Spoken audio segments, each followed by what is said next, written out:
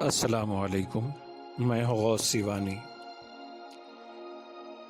جن لوگوں نے علم اور روحانیت کو بلندی تک پہنچایا ان میں امام محمد غزالی رحمۃ اللہ علیہ کا نام سب سے اوپر آتا ہے۔ امام محمد غزالی ابھی بالکل جوان تھے جب آپ کو نیشا پور میں امام الحرمین کے خطاب سے نوازا گیا۔ اسی کے ساتھ مدرس کا منصب بھی آپ کو سونپا گیا۔ یہاں کی مسند نشینی بڑی بات تھی۔ اس منصب پر بڑے بڑے علماء کام کر چکے تھے۔ اس مسند پر فائز ہونے کا مطلب تھا کہ پورے ملک کی قبولیت آپ کو حاصل ہو گئی تھی۔ اس دور کے جید علماء سلطان وقت اور اراکین سلطنت آپ کے علمی مقام و مرتبے کو تسلیم کرنے لگے تھے۔ سبھی آپ کے علمی مرتبے کو مانتے تھے اور اپنے دینی، علمی اور دنیاوی معاملات میں مشورے کرتے تھے۔ دور دور سے طالب علم آپ کی خدمت میں آتے اور علم حاصل کر کے جاتے۔ امام غزالی کے سبب نیشا پور کو علمی مرکزیت حاصل ہو گئی تھی۔ پڑھنے اور پڑھانے کے علاوہ امام محمد غزالی حکومت کے کاموں میں بھی مشورے دیتے تھے۔ حکومت کی طرف سے آپ کی دلجوئی کی جاتی تھی تاکہ آپ نیشا پور چھوڑ کر کسی دوسرے شہر کو نہ جائیں۔ حالانکہ اس کے بعد آپ بغداد کے مدرسہ نظامیہ میں گئے۔ مدرسہ نظامیہ بغداد کا علمی مرکز تھا۔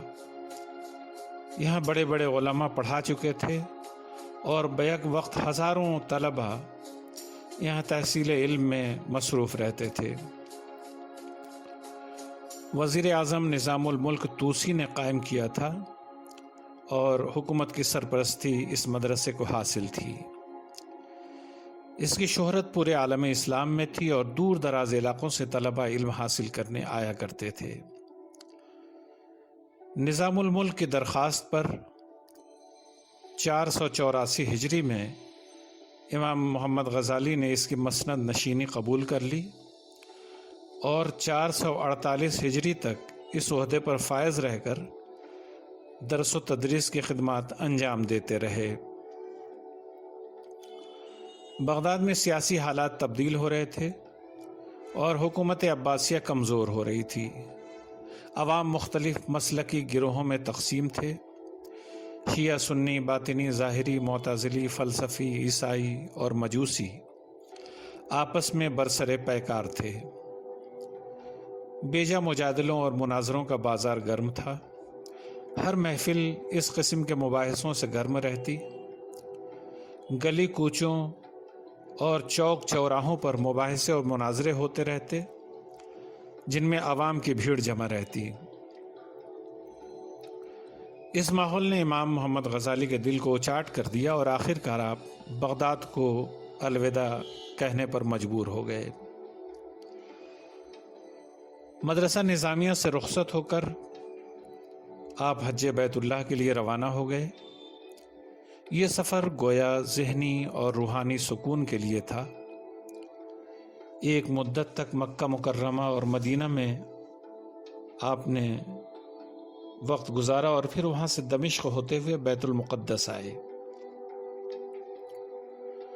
قبلہ اول کی زیارت کر کے اسکندریہ گئے اور لوٹتے ہوئے دوبارہ دمشق میں وارد ہوئے۔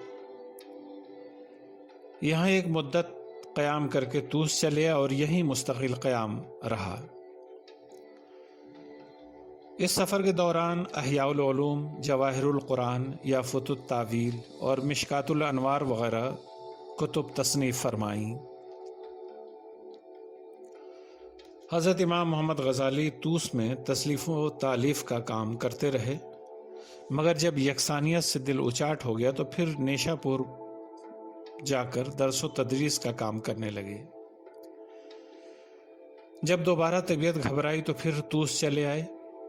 یہاں ایک خانقاہ اور مدرسے کی بنیاد ڈال کر خدمت انسانیت میں مصروف ہو گئے۔ امام محمد غزالی رحمۃ اللہ علیہ کل 54 سال زندہ رہے۔ اس مختصر مدت کا آدھا حصہ تو علم حاصل کرنے میں گزرا، باقی میں آپ نے طلباء کو پڑھانے اور تصنیف و تالیف کا کام کیا۔ ہزاروں طالب علموں نے آپ سے علم پایا اور بہت سی کتابیں آپ نے تصنیف فرمائی جو آج بھی مراجع کی حیثیت رکھتی ہیں اور ان کتابوں کے حوالے دیے جاتے ہیں۔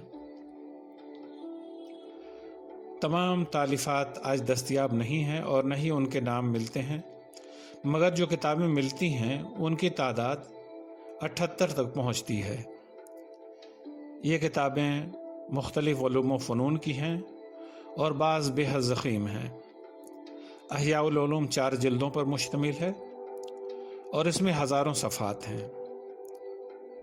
یہ عربی زبان میں تھی، جس کی تلخیص فارسی میں کیمیائے سعادت کے نام سے آپ نے خود کی ہے۔ اسی طرح آپ کی تحریر کردہ تفسیر یافت التاویل بھی 40 جلدوں اور ہزاروں صفحات پر مشتمل ہے۔ چند دوسری کتابوں کے نام ہیں المقصد الاقصی، اخلاق الابرار، جواہر القرآن، جواہر القدس فی قضیۃ النفس، مشکات الانوار، معراج العابدین، معراج السالکین، فصیحۃ الملوک، ایھا الولد، ہدایت الہدایہ وغیرہ۔ یہ کتابیں اخلاق و تصوف کے موضوع پر ہیں، جبکہ فقہ کے موضوع پر بھی آپ کی کتابیں ہیں جن کے نام ہیں تعلیقہ فی فروع المذہب، بیان القولین، وجیز، وسیط، بسیط، خلاصۃ الرسائل، اختصار المختصر، غایۃ الغور، مجموعہ فتاوی وغیرہ۔ اصول فقہ میں امام محمد غزالی کی تصنیفات ہیں تحسین المآخذ، مفصل الخلاف فی اصول القیاس، ماخذ فی الخلافیات، شفاء العلل۔